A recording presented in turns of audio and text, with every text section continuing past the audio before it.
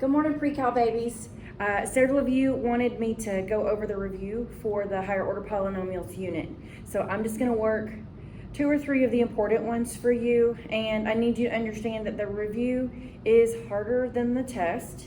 The review is almost all by hand, and the test is all multiple choice. So I don't want you to stress about it too much. We're about to get into some harder content, but for the most part, this should be pretty easy, so let's just go over this review together. And I do want to go over the first 2 where I asked you to graph these.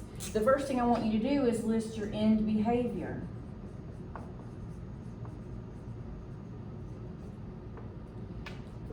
Because your lead coefficient is a positive number, your positive out here is an understood positive.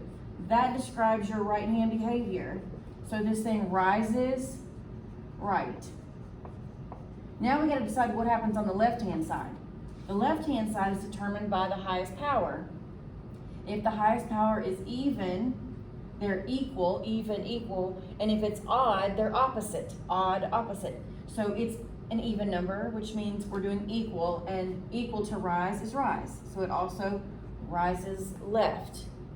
I did not put the extra mathy terminology or description of end behavior in this test. It does say rise and fall, as opposed to as x approaches infinity, blah, blah, blah, blah, blah, blah, okay?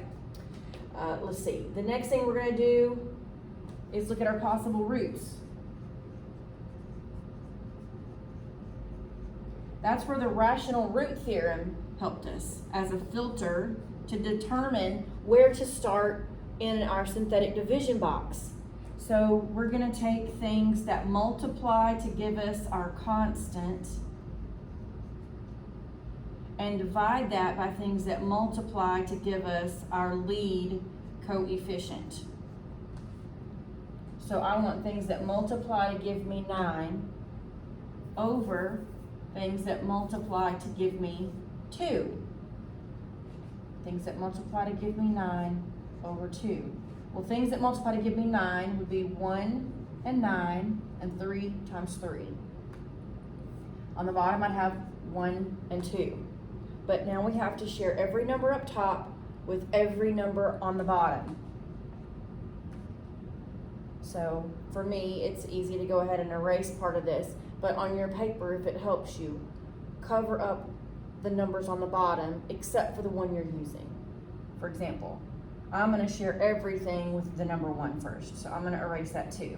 So 1 over 1, 3 over 1, 9 over 1. Then I got to go back and share everything with the 2 that's down there. 1 over 2, 3 over 2, 9 over 2. And we're going to slap a plus and minus on the front there. Those are all my possible rational roots. There's no point in trying any other number besides that list because nothing else will possibly work. Now, does that mean I need to try all 12 of these numbers? 6 positive and 6 negative? No. And I'll show you why here in a second. Okay, so that's my list of possible rational roots. Now I've got to verify those roots.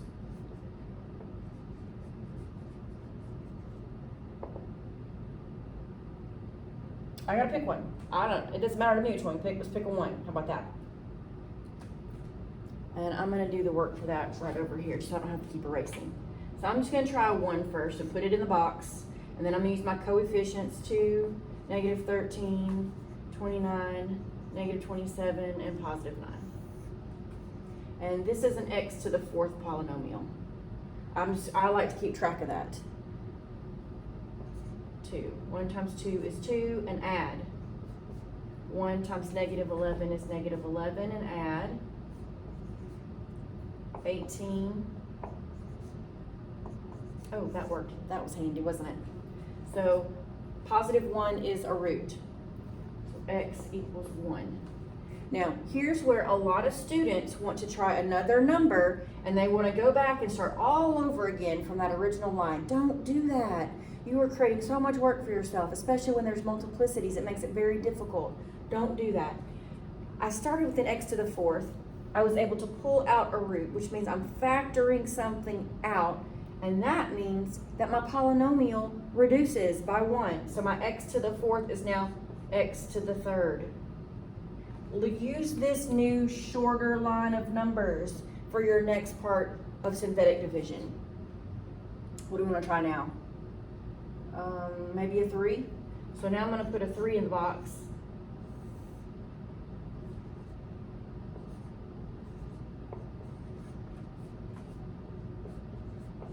Oh, I got so lucky. I really did get very lucky. Promise. That's a root. I mean, that's a 0, so that's a root. So 3 is a root, and now my x to the third has reduced down to x squared. Once you get down to an x squared or a quadratic, just factor. It's so much easier that way, especially when there's possible fractions involved. We don't want to stick a fraction in here. Your heads might explode. No, just kidding, you can do it. Okay, so we're going to factor 2x squared minus 5x plus 3 using slide and divide. I'm going to do that quickly because you should be able to do that at this point, but I'm not going to explain my steps.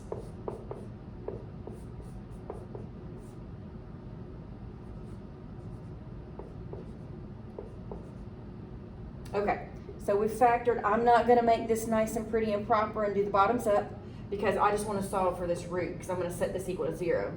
So this negative 3 over 2 becomes a positive 3 over 2. And this negative 1 reduced becomes a positive 1. So I've got roots at 3 over 2 and another root at 1.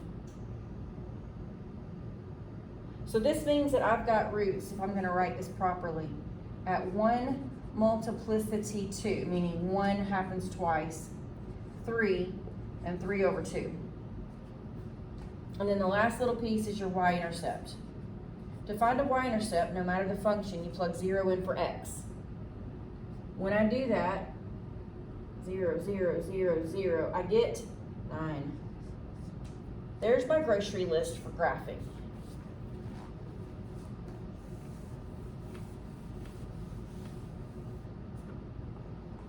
So let's graph. Y-intercept at 0, 9. So there's 9. I got roots at 1,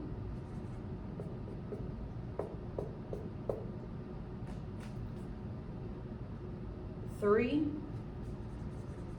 1, 3, and 1.5.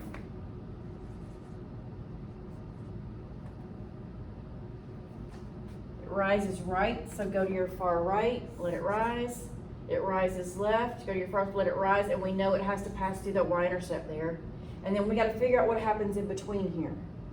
Well, at 1, we have a multiplicity of 2. When there's an even multiplicity, or if a root repeats an even number of times, that creates a bounce. That's got a bounce right there. And then at some point, it turns around and comes back down through that root at 3/2, and we don't know where it turns. We don't know our relative max and min. You need calculus for that, derivatives. So it looks something like that.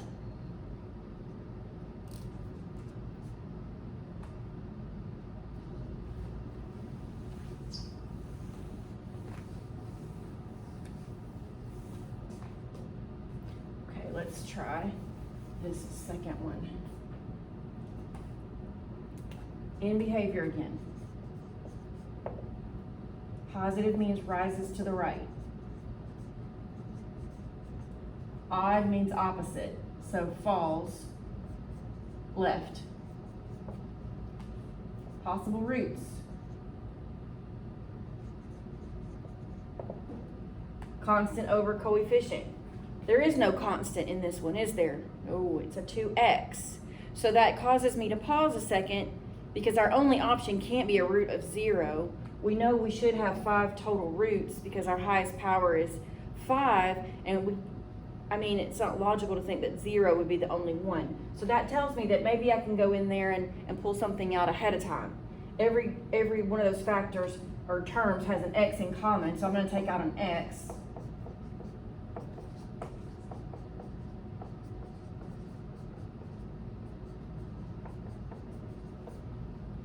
Since I pulled out an x, I know for sure that one of my verified roots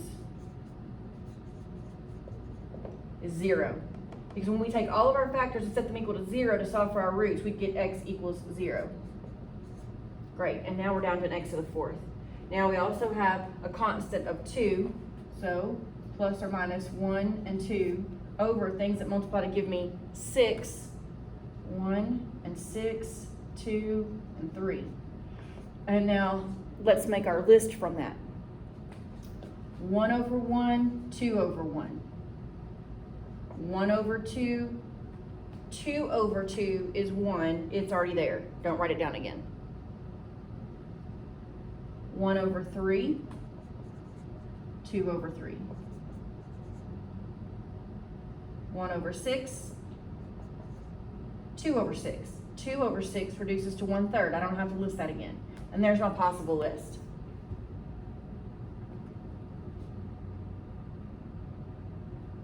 Then you're going to try those.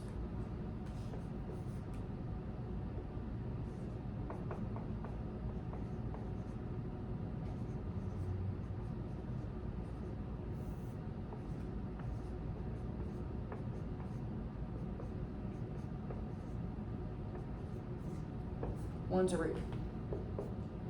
X to the fourth turns into an x cubed. Maybe try a 2. That's next on the list.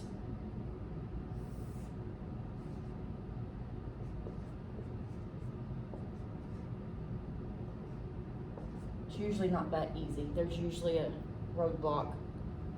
It's just luck.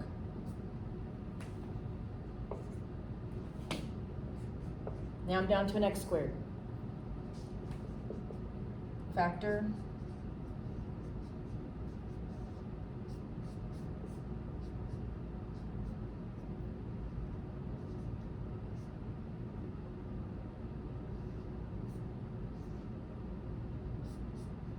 That would be minus 1/2.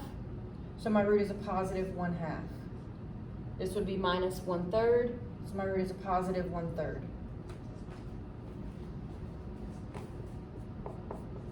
One, two, three, four, 5 roots. Highest order is 5. We're good. Y-intercept. I'm going very quickly, so if you need to pause this, rewind me, and let me tell you again, then go ahead and do that. Plug in a 0. When I plug in a 0 to the original function, all the terms go to 0.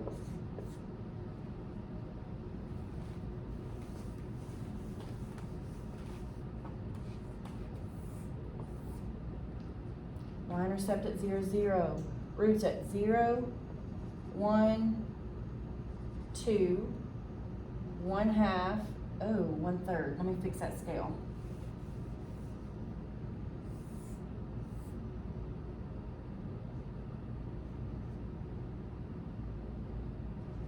One half, 1/3, 0.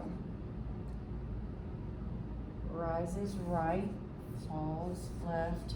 I don't have any multiplicity, so this thing just snakes and connects the dots on all of our roots.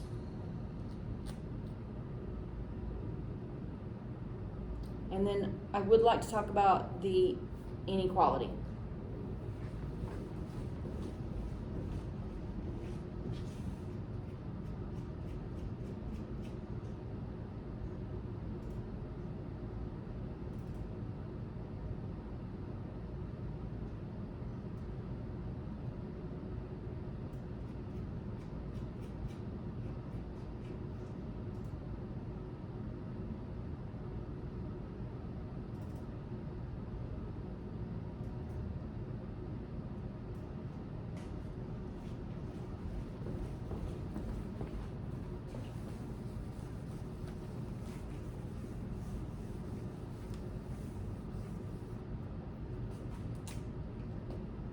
We don't know a whole lot about when a cubic is greater than a linear function. That's what I see. You guys probably see a bunch of numbers and letters and a bunch of numbers and letters. That's fine. I can move all of this side over to the left-hand side. So minus 52x, minus 24, and the right-hand side of this equation or inequality goes to 0. They've graphed the polynomial for you.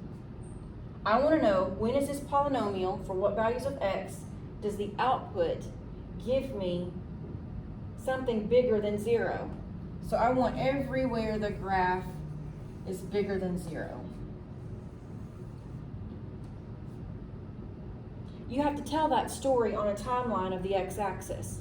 So from left to right, my solution starts here at -6 and goes to -2/5. And then the solution starts again here at 2 and goes to positive infinity. So when you look at your answer choices, a couple of test-taking strategies on this, but first of all, it says greater than or equal to means included. So I'd need hard brackets in my answer. A and D can't be that because they're all soft parentheses. So in interval notation, those would not be correct because you need hard brackets somewhere. So B and C tells us a story of either negative infinity to -6 and 2/5 to 2, or -6 to -2/5 and 2 to infinity. And that's the one we want.